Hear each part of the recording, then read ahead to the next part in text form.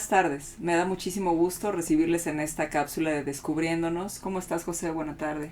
¿Qué tal, Luz? Buenas tardes, Hola, Mauricio. Mau. ¿Cómo están? ¿Cómo están? Emanuel. ¿Cómo están?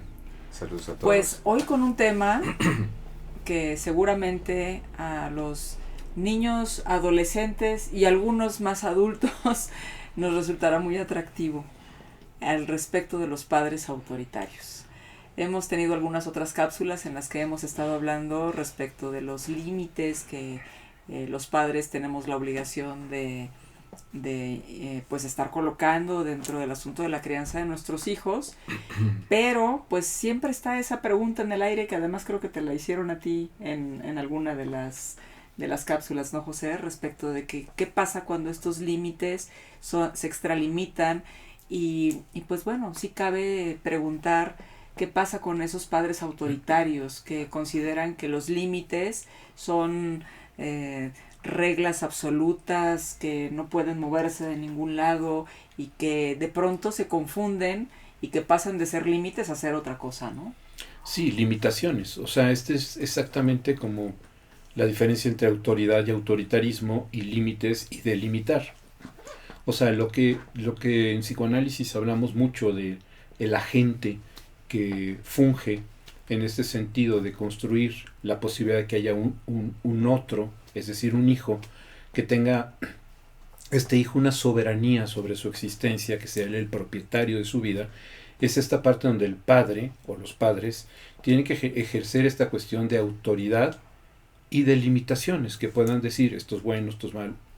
Pero en el momento en que hay digamos, no hay autoridades, sino autoritarismo, y no hay este sentido de delimitaciones, sino limitaciones, en el sentido no puedes hacer todo ese tipo de cosas, pues hay pocas cosas que destruyen más lo que es la dignidad humana en una criatura, en un bebé, o sea, esta cuestión de esta autoridad, porque de alguna forma esta autoridad se puede vestir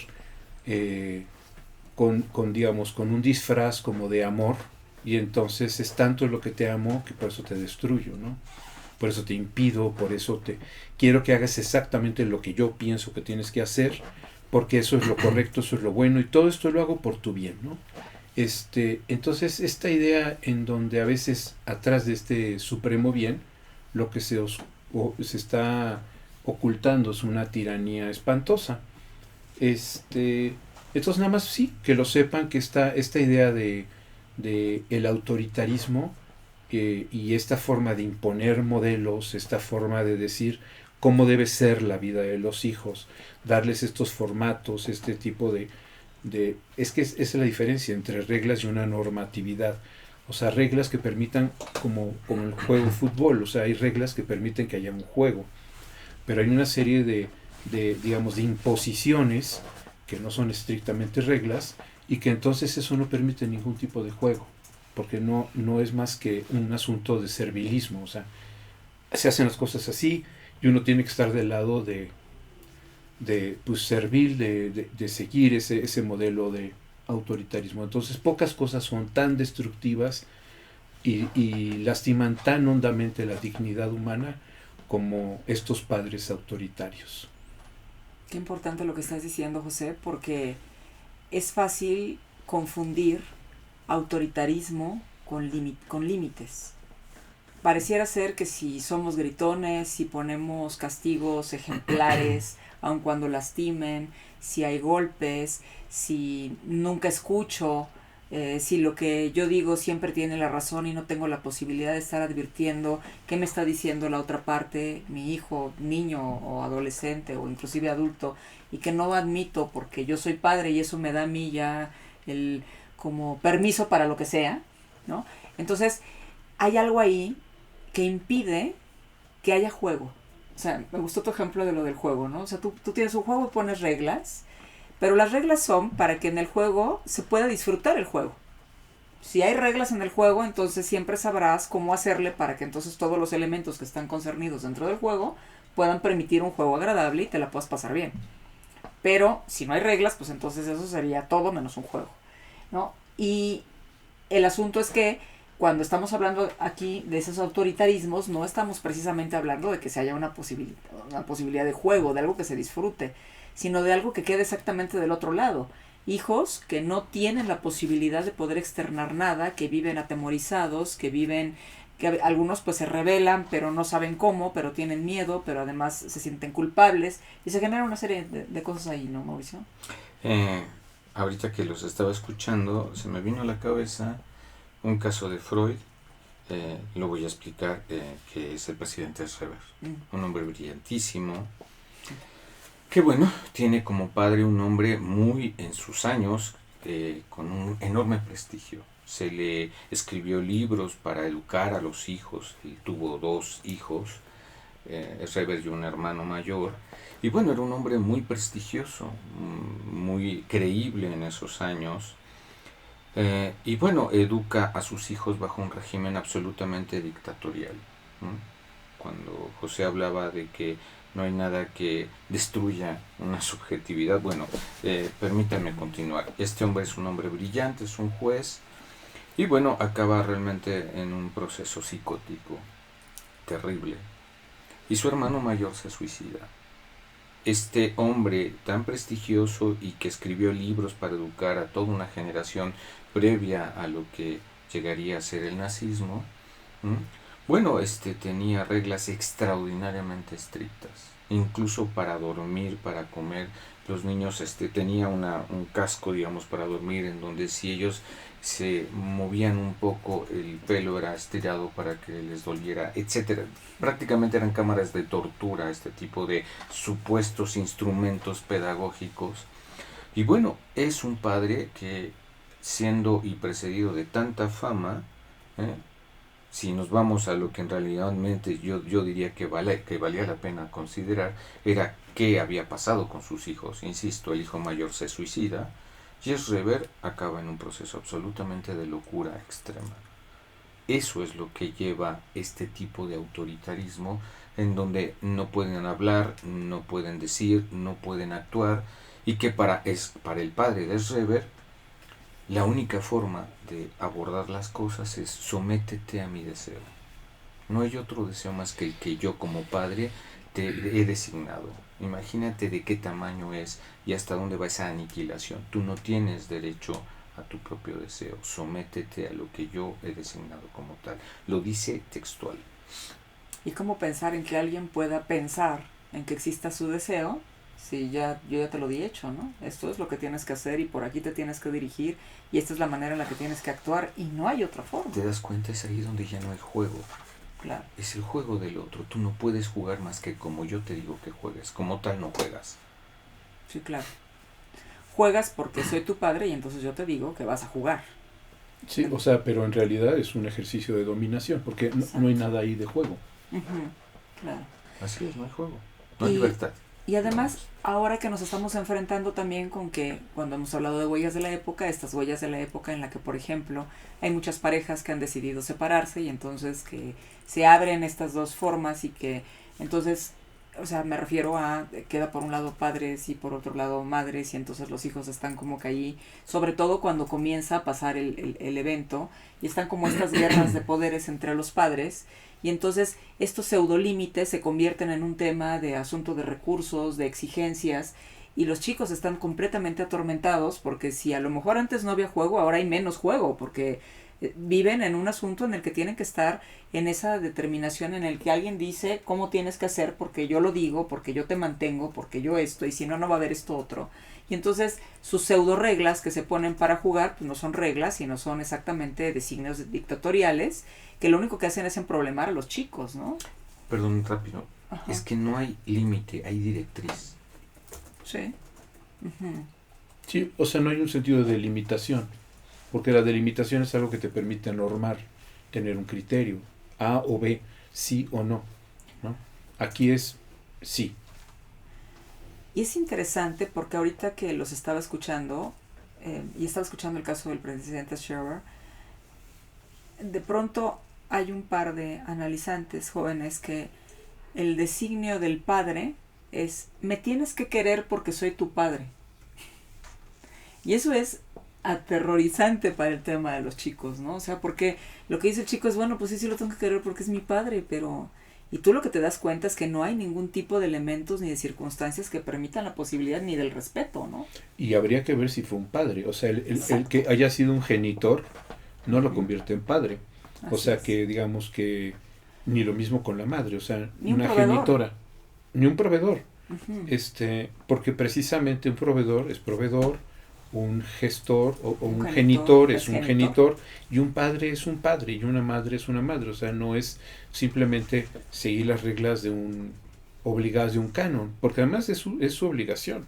O sea, tuvieron relaciones sexuales, engendraron un hijo, y entonces tienen una responsabilidad con eso que hicieron ellos. El hijo no tiene responsabilidad del acto. Entonces, ahora que está en el mundo, pues ahora le toca a él decir, ahora yo qué hago con todo esto. Exacto. Pero lo cierto en toda esta cuestión es esta otra parte, ¿no? Como de suponer que entonces ahora los deben de querer.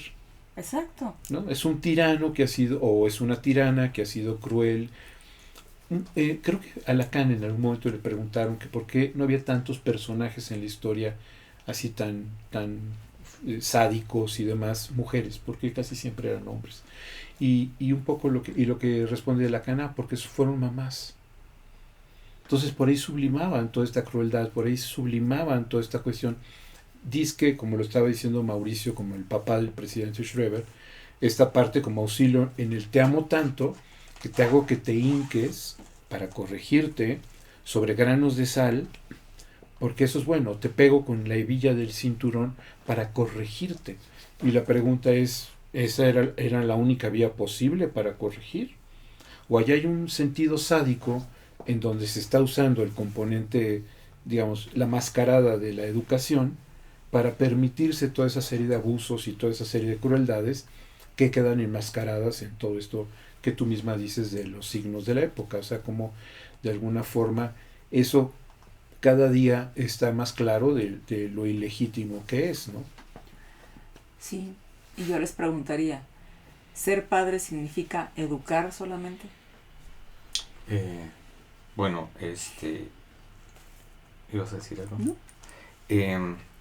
Por supuesto que es una función nada simple, no, evidentemente que implica muchas cosas, no solo es una educación, es una formación, es un acompañamiento, es un quererlos, etcétera, etcétera, pero fíjate la forma en cómo planteaste este asunto, me gustaría regresar a ese punto, porque si es un deber ser a ese señor que funciona o que opera como padre, el solo hecho de que lo sea te obliga a quererme, no importa que te haga cosas, es un deber ser, se acabó. No sé si lo hago o no, lo disculpa él de las atrocidades que pueda llegar a hacer si fuera autoritario, si lo fuera. Bueno, puede hacer atrocidades, te puede hacer atrocidades, te puede arruinar la vida y aún así lo tienes que querer. No hay nada más cruel que algo así, ¿no? Claro. Injusto, inadecuado, ¿no? Claro. Y bueno, eso es importante verlo, ¿no? En el asunto de ser padres, el darnos cuenta de ese tipo de cosas, ¿no? Y un poco con tu pregunta, Luz, fíjate que se hizo estudios con unos monitos y entonces se ponía dos monitas. Una que era un alambre todo así, con una mamila, y otra monita que era una monita que tenía como una especie de silla mecedora, y toda cubierta con peluche, y como con ojos, todo así. Lo que hacía el monito era inmediatamente ir a tomar la leche, pero se iba a acurrucar en la monita que se movía. Entonces, fíjate, esto parece muy en la ortodoxia, pero Lacan nos regala la idea de que el amor es un juego de don, de dar y de recibir, es un do y contradón. El ejercicio simbólico surge de ahí, de este sentido de entender que es un dar y recibir. En el autoritarismo no hay eso. Entonces, esto que tú preguntabas, ¿qué hace un padre? Amar, lo que no es poca cosa. Porque implica este juego simbólico, inscribir la relación de un juego simbólico de un don y un contradón, que es ser padre, inscribir que hay un bien superior, que es yo deseo, pero el que tú estés en el mundo hace que yo tenga que concernirte y preguntarte y ver cuál es tu papel y todo ese tipo de cosas. Eso hace un padre, darle un lugar al otro. ¿Qué hace un padre? Es esta parte de poder de alguna forma salirse de la escena para que el otro pueda tener, sino su propia escena, su propia historia, sus propias cuestiones. Eso es un padre. Lo otro es un amo, es un tirano. Tenemos, digamos, en nuestras mitologías estamos llenos de esta necesidad del asesinato de los padres tiránicos, ¿no? Cronos, en la titanomaquia, ¿no? Toda esta parte de los asesinatos necesarios, porque si no, no tenemos un lugar en el mundo. Esto es simbólico, ¿no? Esto es importante que lo digan. Este asesinato es un asesinato simbólico, no estamos hablando de matarlos realmente, sino de alguna forma enfrentarnos a ese autoritarismo para poder destruir ese autoritarismo y tener nosotros un lugar en el mundo, ¿no? Solo así, pero no como un sentido nada más como de blandir espadas, ¿no? Porque si no podemos quedar ahí atrapados en un goce raro, extraño. Entonces sí, eso, ¿no? Es necesario matar simbólicamente a este padre tiránico para poder acceder al mundo. Si no lo hacemos, quedaremos siempre del lado de la obediencia, del lado de Hegel lo decía, el que hace al amo es el esclavo. Entonces el padre puede tiranizarnos y nosotros somos los que le decimos, sabes que papá, perdón, pero no te puedo amar si eres cruel conmigo. Entonces no me pidas que te ame porque no te amo. Tótem y tabú. Esa es la historia de Tótem y tabú. Bueno, y pensando en esto, no puedo dejar de preguntarme, porque esa es una pregunta sobre todo de mujeres, en el sentido de como instinto de ser madre o este instinto de ser padre, que de pronto es como una fantasía que está ahí, cuando verdaderamente de lo que estamos hablando aquí es de trabajo, de pensar que amar es un asunto de entrega, de dar, de contradar, de generar condiciones, de que a veces no tenga que ser todo bondadoso, no te tenga que dar todo, sino que tienes que justamente ir midiendo de acuerdo a las consideraciones y además de cada uno de los hijos, ¿no? Cómo son las circunstancias y qué es lo que puede ser mejor pues para ellos y que no es algo que va a aparecer como de pronto porque lo traigas instintivamente, ¿no? Por eso citaba la cuestión de Tótem y Tabú. Finalmente en Tótem y Tabú es la muerte de ese padre autoritario para que surjan las posibilidades de intercambio simbólico, que es como entendemos la cultura y lo humano en realidad, estos intercambios simbólicos. Y es justo todo el mito, como dirá Lacan, el mito científico, que trabaja Freud en Tótem y Tabú. No es una cuestión menor. Es absolutamente la posibilidad de la constitución subjetiva, tal y como la entendemos. Y es no querer tomar responsabilidad, ¿no? Esta parte de decir, si yo tengo relaciones sexuales con una mujer y queda preñada, como que eso significa que ese hijo, yo ya tengo una calificación y una cualificación como para ser padre, y no. Si yo he sido un imbécil, cruel, despiadado, pues no seré, o sea, no, digamos, la forma en que me puedo proponer en el proceso de cuidado de esa criatura no puede ser ajeno a toda esta serie de circunstancias de lo que soy. Claro. Entonces, o sea, esto que tú dices, o sea, una mujer que se queda embarazada, no porque dé a luz esa criatura, tiene la condición de posibilidad de ser una madre. Claro. ¿No? Entonces no es algo genético, no es algo que simplemente por haber tenido relaciones sexuales se tiene, no por haber nacido, eso lo convierte necesariamente en una condición de estar sometido y subyugado a esas autoridades. Eso no es cierto. Así es. Hay una frase muy bonita, ahorita no me acuerdo bien el poema, pero dice algo así como los hijos son como, es de Gibral Jalil Gibran, dicen, los hijos son como saetas en el viento, ¿no? O sea, están con nosotros, con los padres, lo único que nosotros tenemos que hacer es dar el fuerte jalón para que sea después el destino el que los lleve por el horizonte. Y ese es el papel de los padres, ¿no? Como jalar esa cuerda y dejar a los hijos libres a su destino. Bonita imagen, ¿no? Gibran. Bonita imagen. Y para que ese destino pueda generar condiciones como las que nos gustaría ver a los que somos padres para nuestros hijos, pues tienen que tener herramientas para poder ir a ese destino y colocarse y jugar su propio juego, ¿no? Sí, no estar frente a una... Para que haya destino. Y para que para que llegue el juego, ¿no? Sí. Porque si estás así frente a una muralla, pues se va a ir a estampar, sí. Claro, así es. Bueno, pues muchas gracias. Gracias por acompañarnos en esta cápsula. Nos encontramos en la próxima. Gracias, José. Gracias, Mauricio. Gracias, Emanuel. Gracias. Saludos a todos. Buenas tardes.